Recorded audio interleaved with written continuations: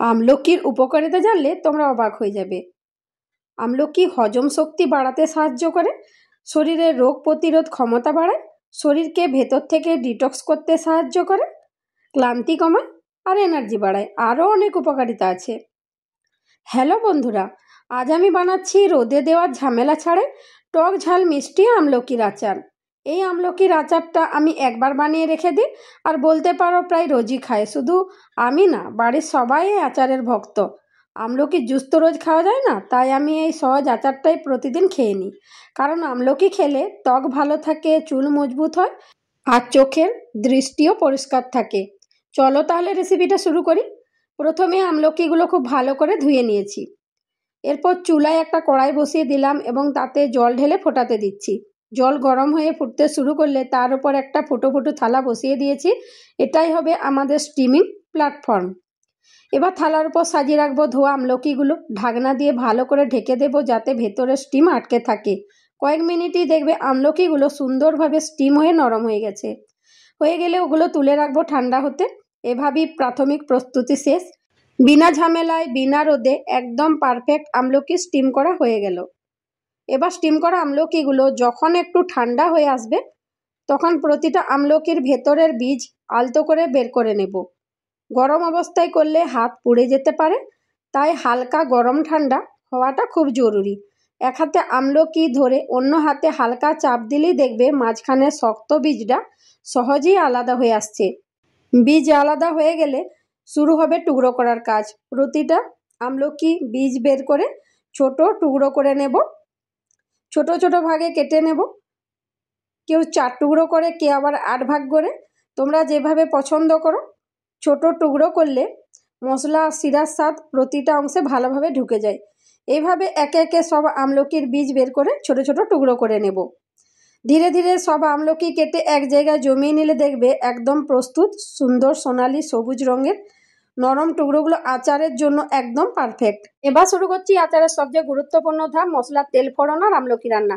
প্রথমে কড়াইটা চুলায় বসিয়ে 3 থেকে 4 চামচ তেল দেবো। তেল একটু গরম হওয়ার অপেক্ষা থাকতে একটা ছোট প্লেটে সাজিয়ে নিলাম আজকের মশলা। আধা চামচ মৌরি, আধা চামচ জোয়ান, আধা চামচ কালো জিরে, আধা চামচ কালো সর্ষে, আধা চামচ মেথি, শুকনো লঙ্কা আর হিং। এবার দেব হিং আর শুকনো লঙ্কা। সঙ্গে সঙ্গে যে সুগন্ধটা উঠবে তা বোঝাবে ফোড়ন একদম নিখুঁত হয়েছে। এবার সময় এসেছে সেদ্ধ করে রাখা টুকরো টুকরো আমলকিগুলো দেওয়ার।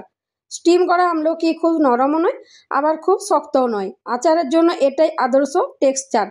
কড়াইতে আমলকি অ্যাড করার পর ধীরে ধীরে মশলা ও তেলের সঙ্গে মিশিয়ে নেব।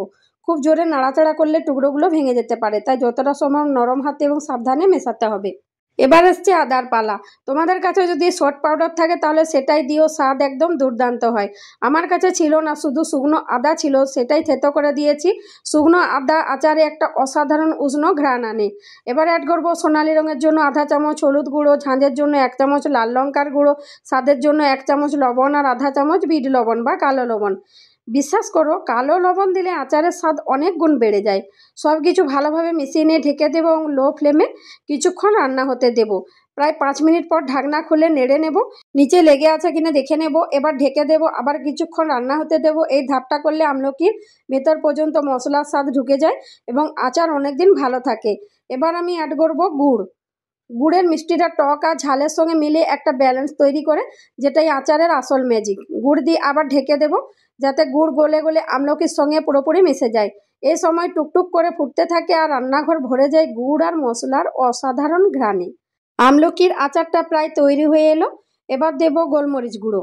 কম আঁচে কিছুক্ষণ নেড়ে নেব। গোলমরিচের দারুণ গন্ধ আর স্বাদ আচারটাকে করে তুলবে আরও স্বাদে ভরপুর।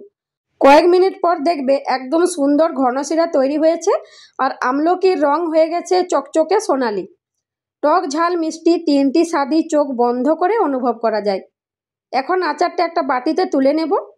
এবার হচ্ছে সেই ধাপ যা করলে আচার অনেকদিন ভালো থাকে, স্মোকিং। একটা প্লেটে একটা গরম কয়লা রেখে তার উপর সামান্য তেল ছড়িয়ে দেব আর একটা কাচের জার উল্টো করে কয়লার উপর বসিয়ে দেব। ধোঁয়াটা যেন জারের ভিতর গিয়ে সুন্দরভাবে ঘ্রাণ ছড়িয়ে দেয়। এই ধাপটা করলে আচার যেমন সুগন্ধি হয় তেমনই নষ্টও হয় না। ধোঁয়া হয়ে গেলে জারটা সোজা করে তাতে আচারটা ভরে নেব। আর ব্যাস, তৈরি হয়ে গেল টক ঝাল মিষ্টি আমলকির আচার, রোদে দেওয়ার ঝামেলা ছাড়াই। তো বন্ধুরা, ভিডিওটা ভালো লাগলে প্লিজ লাইক, শেয়ার আর সাবস্ক্রাইব করে পাশে থাকবে। দেখা হবে নেক্সট ভিডিওতে নতুন রেসিপি আর নতুন টিপস নিয়ে।